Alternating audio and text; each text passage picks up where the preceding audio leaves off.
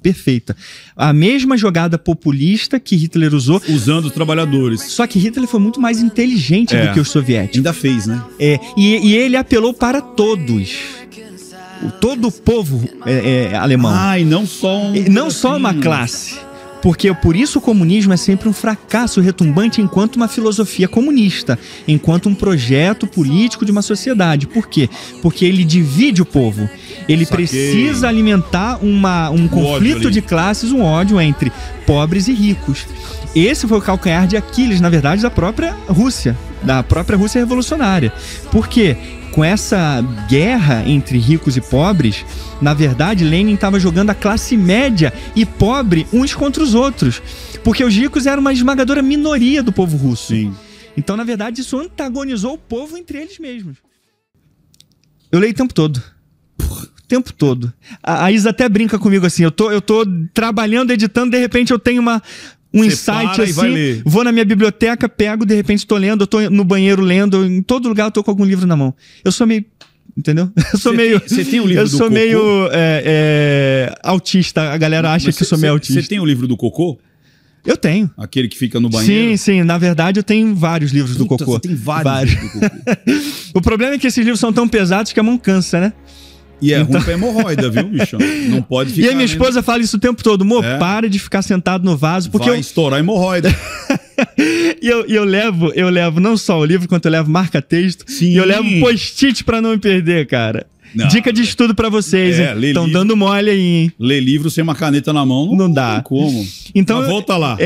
Mas é assim mesmo. Eu tô o tempo todo pegando alguma coisa, minha mente não para, sabe, Ricardo? Porque eu gosto muito, cara.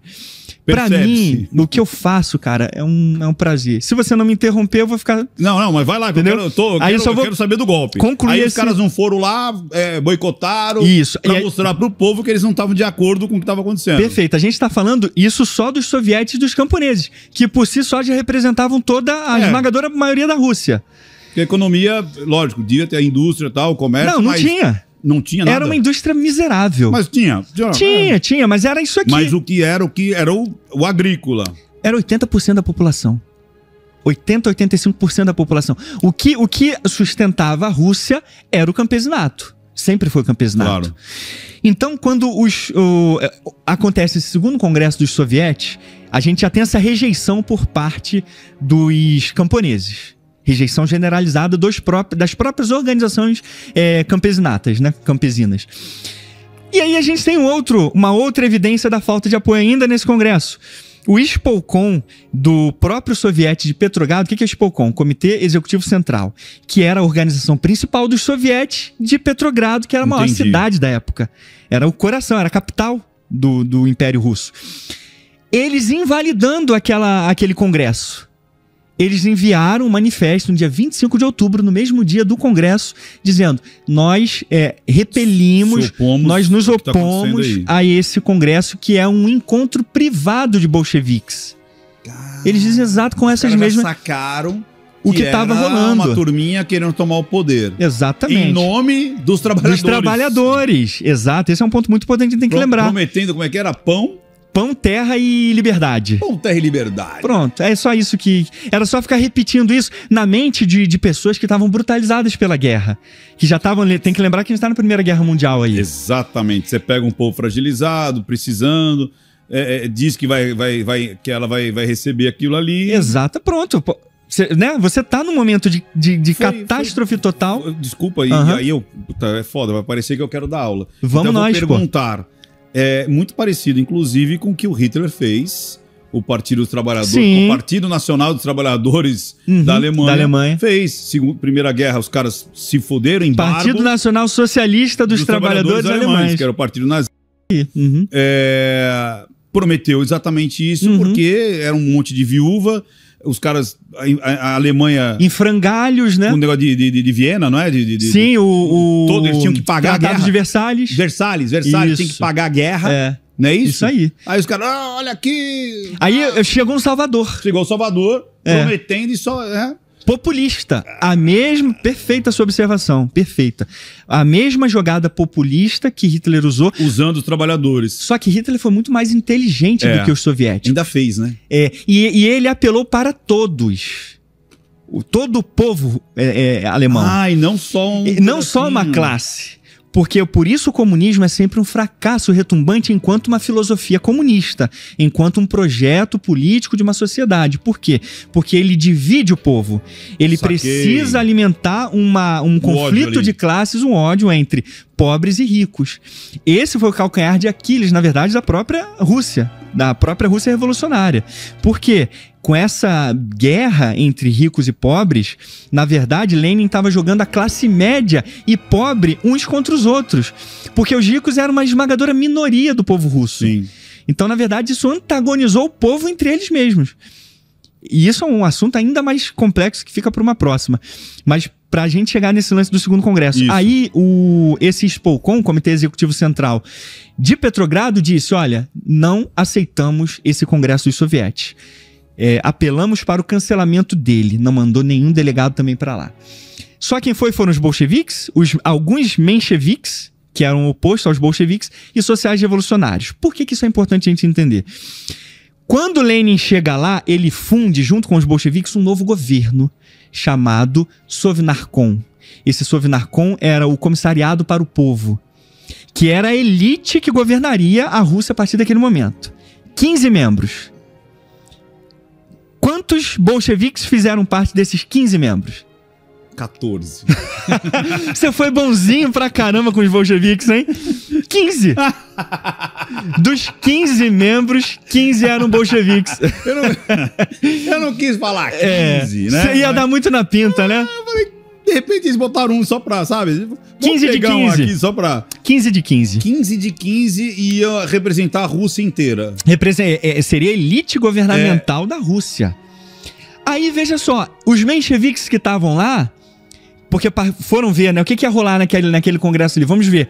Simplesmente saíram do congresso. Vocês estão incitando uma guerra civil. Vocês estão incitando guerra civil no povo russo. E várias lideranças políticas da União Soviética nisso, porque não era a União Soviética, ainda era a Rússia. A União Soviética só a partir de 1922, o final da guerra civil. Vocês estão incitando guerra civil. Os próprios membros dos bolcheviques, Kamenev, que era um moderado, bolchevique moderado, olha só. Existia ainda alguns bolcheviques moderados. A gente não pode levar isso à frente, isso vai gerar guerra civil. Maxim Gorky, um bolchevique muito respeitado na época, intelectual. Não vamos à frente com isso, isso vai rolar guerra civil. Rosa Luxemburgo, uma marxista alemã, vai rolar guerra civil. Não faltavam avisos porque aquele golpe bolchevique ia trazer desgraça para a Rússia. Então, cara, sabe o que acontece? Até... Bom, eu ia comentar uma coisa, mas eu não vou comentar, não. Vou continuar lá em 1800...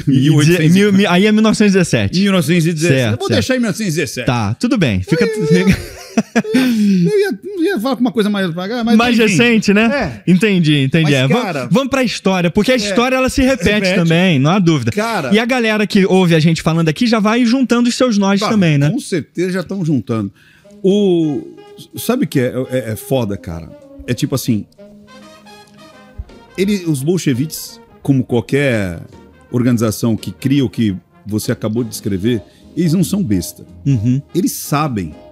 Ninguém precisou avisar. Olha, vai ter... Você tá entendendo? Sabe essas mentes que falam, olha, vai ter uma guerra civil. Não, eles sabem que vai ter. Eles se fazem de besta. Não só sabem quanto eles promovem mais ainda. Incentivavam isso. Mas depois fica assim, não, a gente não queria. Exatamente. Mas eles sabem que estão puxando a corda. Eles sabem que estão estrangulando, cara. Tanto que eles mesmos, Lenin, não só em 1917, quanto em 1914, em 1905, em várias passagens dele ao longo dos anos, ele dizendo, a guerra civil faz parte do processo revolucionário. Então, o Trotsky mesmo disse, a revolução é a guerra civil. Então, a gente tem muitas confissões próprias deles mesmos dizendo que a guerra civil era um efeito da revolução. Por quê? Mas aí a gente entra num aspecto lúdico da história. Lúdico não, do aspecto etéreo da história. É o rico que não vai aceitar que o pobre tome o poder. Portanto, vai haver a luta. A retórica é o rico. É como se você pudesse validar toda a sua violência, porque são ricos que não vão aceitar. Eles não querem que você ande de avião. Isso. Eles não querem que você tenha um carro zero. E não que é o problema da cúpula que os caras estão falando, cara, mas isso não dá pra ser desse jeito. Exatamente. Vocês estão ignorando os anseios de toda a população. Porque os próprios partidos revolucionários, porque todos esses partidos aí da Rússia eram todos revolucionários, mas não revolucionários radicais igual os bolcheviques. Eles apoiavam uma revolução, só que apoiavam dentro de um equilíbrio reformista. Entendi. Não era virar uma sociedade cabeça para baixo completa. Eles apoiavam democracia, eleições livres, quando ia rolar na Assembleia Constituinte. Foi a primeira vez na história da Rússia que rolou eleições livres. E os bolcheviques tiraram isso da Rússia. Então, mesmo nesse congresso dos sovietes, que era, a princípio, a expressão máxima do apoio do povo trabalhador aos bolcheviques, isso não teve. Então os bolcheviques criaram esse governo. E aí? Tentaram dar umas vaguinhas pra... Aí já uma outra... Pra oposição ali. Nem oposição. Não, pros amiguinhos mais esclarecidos. Pros sociais revolucionários de esquerda. Que eles queriam dar... Os amiguinhos mais esclarecidos e tipo, vou dar um cala-boca aqui. Exatamente. Mas nem eles aceitaram que eram aliados. Não. Porra, cara. Vai dar merda isso. Eles não aceitaram fazer parte do Sovnarkom e pregaram a eleição que viria na Assembleia Constituinte. Vamos aguardar a Assembleia Constituinte. Chegou na Assembleia Constituinte. De novo, resultado, uma derrota retumbante para os bolcheviques.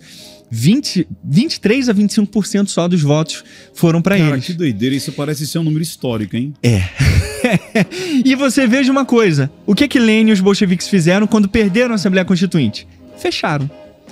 Tranca, fechadura, então... chave, acabou a Assembleia. Colocou homens armados do lado de fora do prédio. O que aconteceu a partir de novembro, então? Com essa polarização bizonha na Rússia, guerra civil.